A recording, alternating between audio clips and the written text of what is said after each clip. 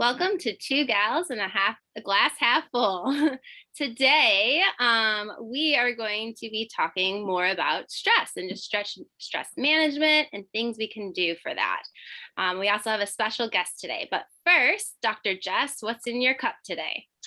Well, today I am drinking some tea because when I was recently out of town in Savannah, there was somebody selling this tea that's got ginger and some lemongrass and some other stuff in it that's all supposed to be just good for like immunity and health and Mm, whatnot. So I've got a nice ginger tea this morning. Dr. Bobby, what's in your glass? that sounds good. Today, I have some water. I've been sick recently. I probably should have some tea, but today it's just water, trying to get that hydration in. That's awesome.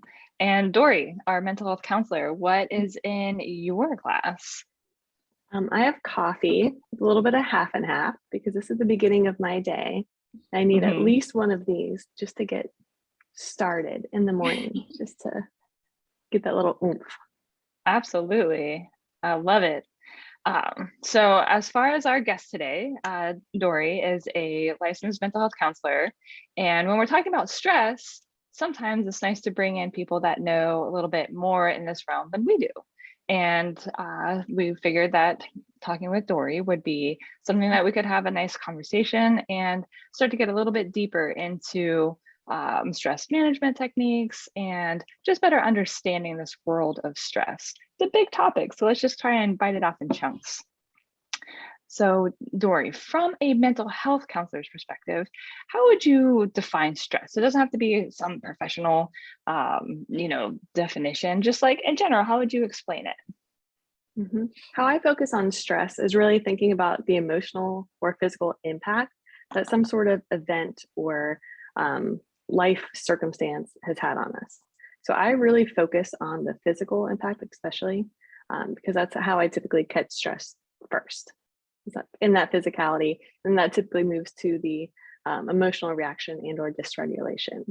So that's how I primarily focus is what's the impact that's having on me physically and emotionally.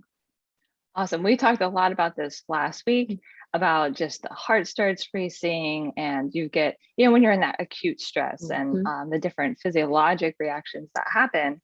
And that's all normal, right? Like it's a normal response when we're in acute stress to have these physiologic changes. The breath rate starts to increase.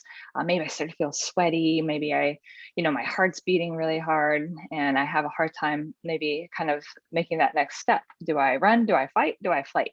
But Mhm. now let's talk about when when does this get to be something that is not helpful, right? Like we're not in survival right now. There's not an animal chasing us, and we have to like ramp up our heart rate and our breathing to run away.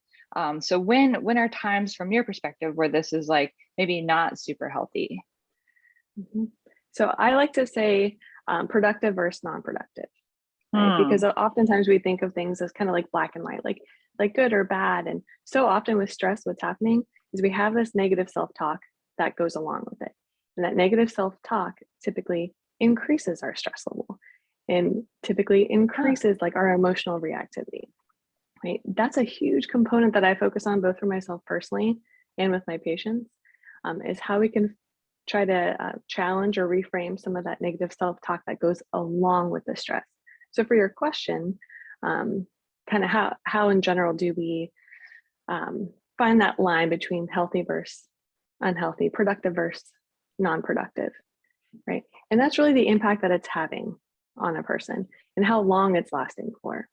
So if I am kind of in this acute stress and my heart starts racing, but that helps me to get to that appointment on time or to complete that task that I needed to complete, it's pretty healthy, it's pretty productive. If I have a massive headache and my stomach is in a knot and I'm feeling like I just can't move, we're probably at that point where it's unproductive, maybe not super healthy. And so identifying that line, right? Because then we can use it. Then we can address it. Then we can say what kind of self-talk is going along with this productive or unproductive response in this moment to then motivate ourselves in a healthy, productive, happy way without tearing ourselves down along the way. So, Dory, I have a Absolutely. question for you because I don't totally know a lot about who you work with and, kind of what you do there. So what population of patients are you working with? Is it kids? Is it adults? And what are some really of like the most common things you're seeing with that?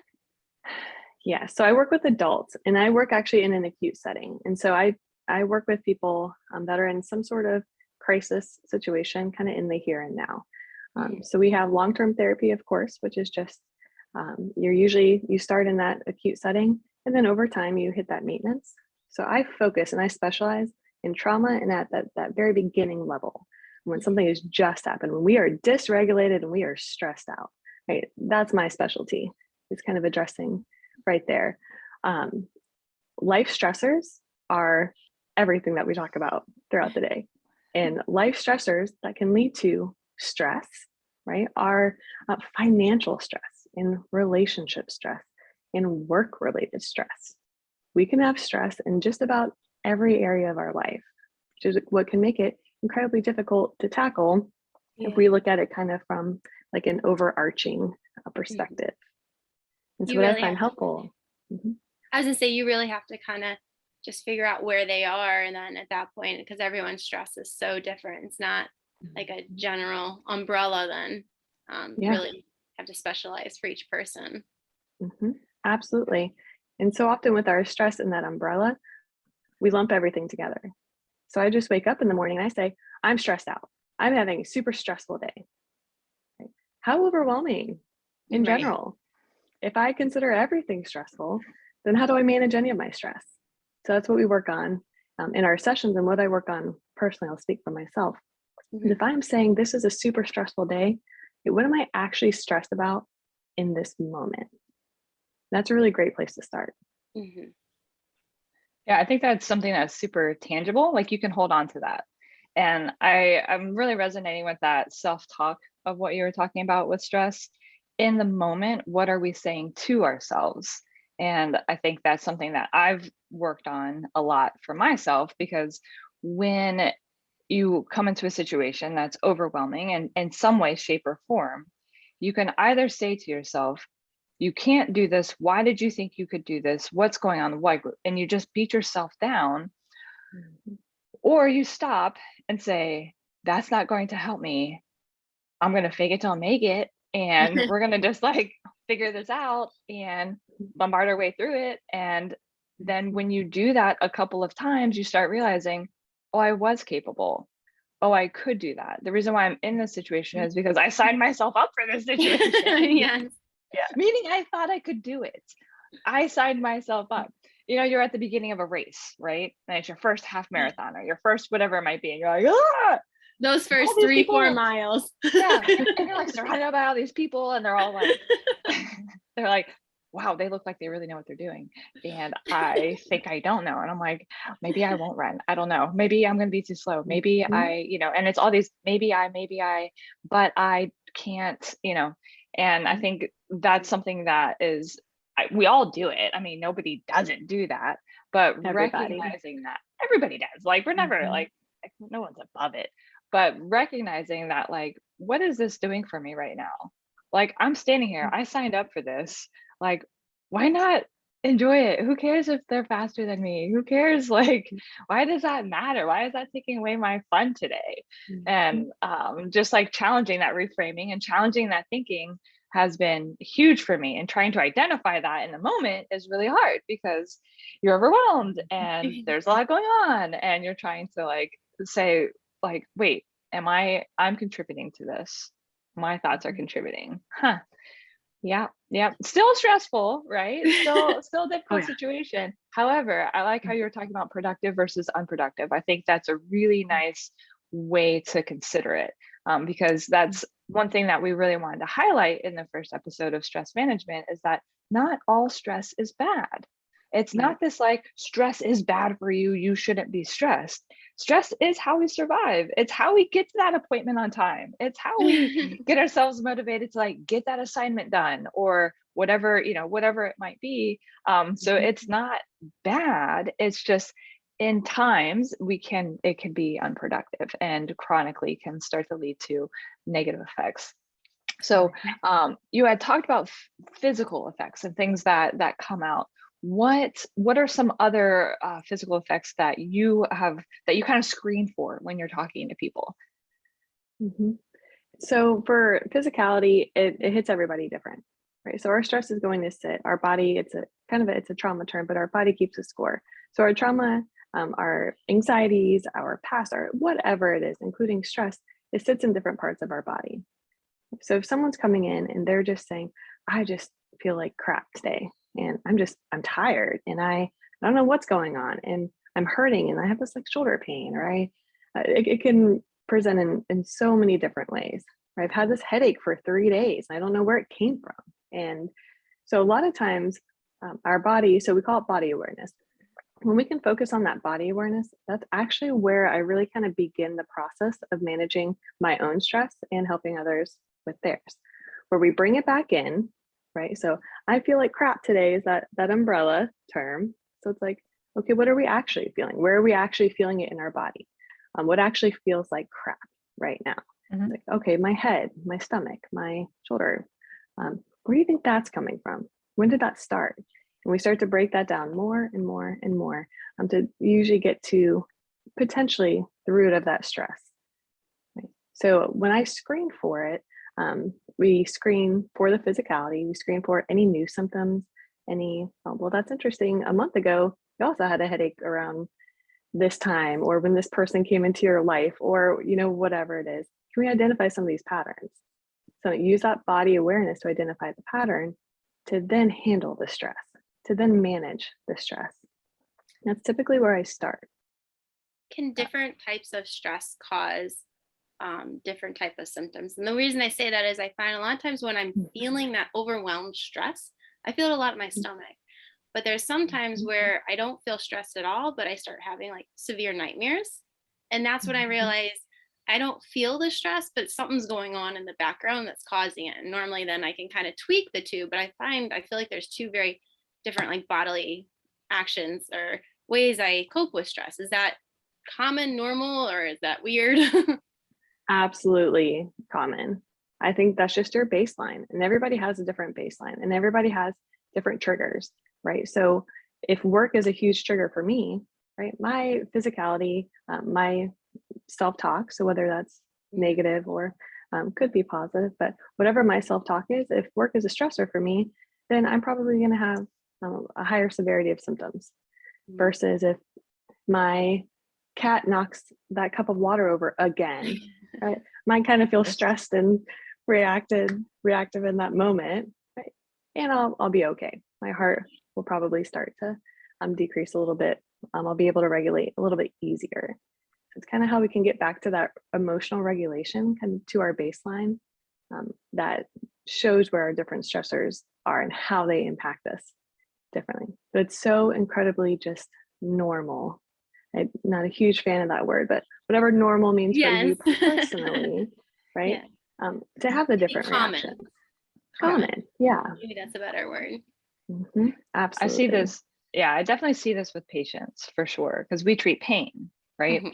So I'll be doing an evaluation, and it's the symptoms. Typically, if it's what we call musculoskeletal pain, it follows a pattern that's predictable based on stressors that you put on your body, typically physical stressors, how you're lifting, how you're sitting, how you're sleeping. It's reproducible. I can do a test and reproduce the pain, or I can touch something and reproduce the pain. And that's when we know, yes, this is musculoskeletal in nature. But then we'll have people in more of what we call that chronic pain, that category of this pain has been going on for 10, 15, 20 years. The imaging is negative, the tests and measures are negative. There's different, people in their lives have told them they're crazy, things like that.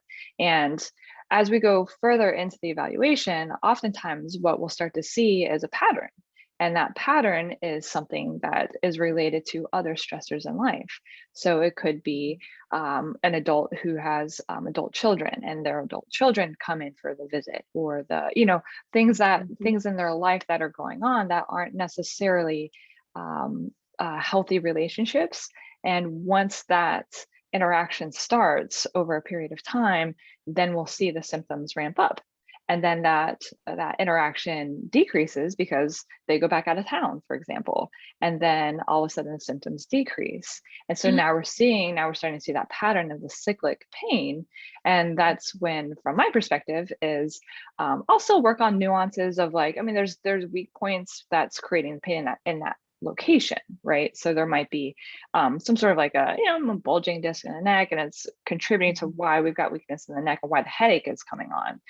But then we also have the contributing factor of the psychologic stress, which then we refer to mental health counseling. So I work hand in hand with mental health counseling oftentimes because we can really help individuals find the roots of why the cyclic nature is happening while I'm addressing any of the physicality, the musculoskeletal components. The mental health counselor is really helping the individual further dive deeper into like what's going on and why is my body presenting in this way. So it's actually really, really cool. And we can see huge life changes in individuals and getting such better quality of life. And it's crazy how the physicality of stress manifests. It's so crazy. But I think just appreciating that is helpful. Yeah, and Dr. Jess and I work in similar settings, but very different patient caseload. I do a lot of workers' comp, and so a lot of my patients have just had a lot if they're coming outside of just a general. Typically, shoulders are not too traumatic, but I see a lot of patients where, a pallet jack fell on them, or they got crushed, or there was like a big trauma event, and I'm seeing them after that. And sometimes they've been to 3 or 4 doctors. They've been to the ER, and I had one patient come to me and be like, "You're the first person that's listened to me and put your hands on me."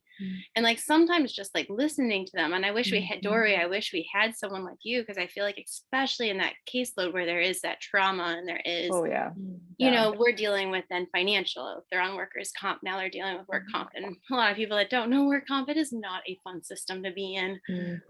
It is stressful beyond belief. Not getting paychecks, not getting this, or if you miss an appointment because of weather. I had a patient not get paid because we were in the middle of a blizzard and she couldn't safely get there, but they didn't, like, work comp doesn't consider that as an issue of why you should miss. So I wish we had someone like you to kind of really help walk them through all of that stuff, because I feel like their progress would be so much better.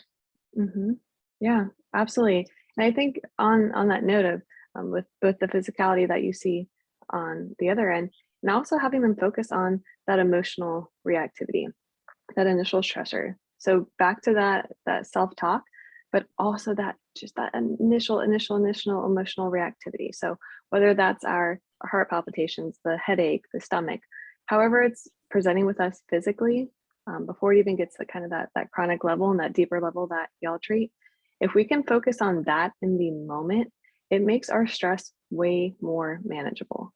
So if I come home from work and I get a phone call, it stresses me out, and I get that headache, I can't be expected the rest of the night to deal with my stress, to walk my dog, to do all the things I need to do when I get home until I handle that headache. So often what we do is we avoid the physical symptoms, that body awareness. Our body's screaming at us saying, "Hey, I need you to address this," but we avoid it. When we avoid it, then we don't actually get to that stressor. So we keep pushing through. So we've realized that over time, if you're able to actually manage that physicality first, right, then you can deal with the stress. So if my stomach is, Bobby, you said that your stomach, like you feel in your stomach, that's where a lot of my stress, oh my gosh, it just, like I like to say, it attacks my stomach, right? We feel that pressure. Before I even think about whatever is stressing me out, before I think about how to manage it, how to work on it, I need to first just get to a point where my stomach can relax, where I can allow myself. That needs to be my only focus in that moment. How do I do some deep breathing? How can I exercise? How can I allow myself to lay on the couch for 30 minutes while on my left side, or whatever it may be, to calm my stomach down, to get my physicality to a baseline, to then deal with my stress? Because when we don't, it's almost like it's adding on pressure. So if I'm not handling my stomach first, right, and then I keep thinking about my stress and I keep going on, I keep avoiding, then that knot's just getting tighter and tighter and tighter, and it makes us less likely to actually handle or manage our stress in a productive way. Yeah, no, I think that's super helpful, and that's something that I've implemented as for myself in the moment as I try and stop. And it's sometimes we're like you can't necessarily lie down for 30 minutes because like Mhm. you're in the middle of your workday or you're in, Mhm. I don't know, the middle of an airport or who knows, like who knows Mhm. where you are.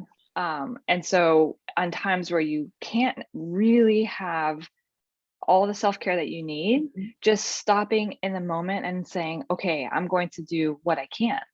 And I'm going to just like do some deep breathing, and I'm going to take my focus and I'm going to say, what can I do right now?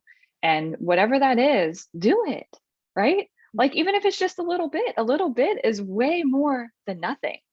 And then Mhm. that's going to start that thinking of like, okay, I can do this. I can get to the next step of whatever it might be. And then for me, at least, once I start getting a couple of wins and it's like it's worked, I get that little win, I start believing it. And then I start believing in myself. And then it starts getting better and better and better, better. Mhm. But if I don't even get the first little win because I didn't take 30 seconds to just stop, breathe, remove myself from the situation. I mean, I've had times where I've been in a treatment room and I've got stuff going on in the background in my personal life, right? I've got major stressors going on. And I walk into a treatment room and I am not ready. I'm not Mhm. ready. I'm not ready to be present to somebody else because I am overwhelmed personally. So I have removed myself from the room, gone outside, taken my breaths, gotten myself calmed back down. I cannot handle this now. Like Mhm. now I can't. But what I can do is I can recognize that it's here. And I'm telling you, I will address you when it's appropriate, which is maybe my lunch break or the end of the day Mhm. or whatever it might be. But right now, I'm going to do my breathing. I'm going to put it on my schedule, right? Like Mhm. I do that because like then I'm telling my brain like I will do this, and I do. And it knows that I will because I'm a scheduler. So I do, I make lists. So for me, that's helped me in situations where I can then say, okay, cool, we're going to go in, we're going to be present with what we need to be present for. And then clearly I have something on the background that I need to deal with, Yeah. because I was so triggered as soon as someone asked me, oh, hey, how are you? And you're like, oh, Oh, I honestly can't answer good. Honestly, Mhm. I'm not. right. And you can't say that, like it's not appropriate to say that sometimes to a patient, right? Like, Right, oh my exactly. God, okay, You're like, about to give them advice and stuff. yeah. But it's like if you're that triggered by somebody asking you, hey, how are you? And you're like, you know, wait, wait a minute. Okay. Mhm. And I mean, that's just, those are some of my strategies for like more in the momenty. Cause I mean, I've had that and it's really uncomfortable, but I've worked very much on trying to be mindful of like, how am I going to handle this in a productive way versus letting this kind of overtake me and get into that self-doubt and that negative self-talk Mhm. and bring myself into that rabbit hole, which I've been there, and that's not nice. And I don't want Mhm. to go back there. Yeah. So, Yeah. Dory, for someone that, let's say, someone that really hasn't had any experience with trying to manage their stress, they don't have any good techniques, they're just starting. They know it's a problem and they want to start. What are 2 or 3 things they could do in like a 1 to 2 minute time frame to kind of start maybe trying to improve the way they handle stress? Hmm. So I'd say number one is just deep breathing, right? It sounds so cliche. Do with all my patients, I do for myself, but it Hmm. is so helpful. It's something that we can do anytime, anywhere, any location. We can be going to bed. We can be waking up in the morning, in the middle of a session with a patient. We can always do deep breathing. So that's just a strategy. And there's so many different forms of deep breathing. As funny as that sounds, I'm a huge fan of 3 seconds through the nose, pausing at the top, and 3 seconds out through the mouth. Like you were pushing a ping pong ball to the wall in front of you, like an actual like exertion. So Yes. inflation and then complete deflation. So that's the way that I do my deep breathing. I would say if someone's completely new to stress, maybe they're in that zone, they just don't know what's causing the stress. They just know that I feel stressed. I don't know. That overarching, that umbrella that we talked about at the beginning. I would say taking a piece of paper when you're having that emotional reactivity in that moment. So you're feeling yourself, I'm feeling stressed. I say, take a deep piece of paper, say, write down that body awareness. Where is this sitting in my body? Okay, so is this in my stomach, in my chest, in my back, in my head, wherever it is? Write down where it's sitting, and then write down what's happened recently. So this morning, what happened? Did I get cut off on my way to work? Did I get stuck at the train and I was late? Did that person at Starbucks say something mean to me? Whatever it is, right? What happened this morning? Just write everything down. So what we're doing in that moment is we're increasing that awareness. We're increasing our awareness. So for one, just what we're experiencing and how it's impacting us. I think if we can do that, if we're brand new to stress, that we can actually start identifying what's happening and maybe a little bit of the why underneath. And then we get to that self-talk. So I would tell people deep breathing, that identification, and then identify that self-talk. So when you're feeling stressed out, are you being mean to yourself? Are you beating yourself up for feeling stressed out? That's incredibly unfair. Our body's already in turmoil. Right? Yep. Why are we hurting ourselves even more? So in I this feel like moment, it's how very can common too. Very common. So common, so Yeah. common, right? So identify that self-talk and try to reframe that into a positive in some sort of way, or at least I call them statements of understanding. So yeah, I got cut off on the way to work today. That's pretty stressful. I was late to work. That's pretty stressful. I'm allowed to feel stressed about this. Mhm. So reframing that self-talk. So I'd say breathing, that identification, and then that self-talk underneath.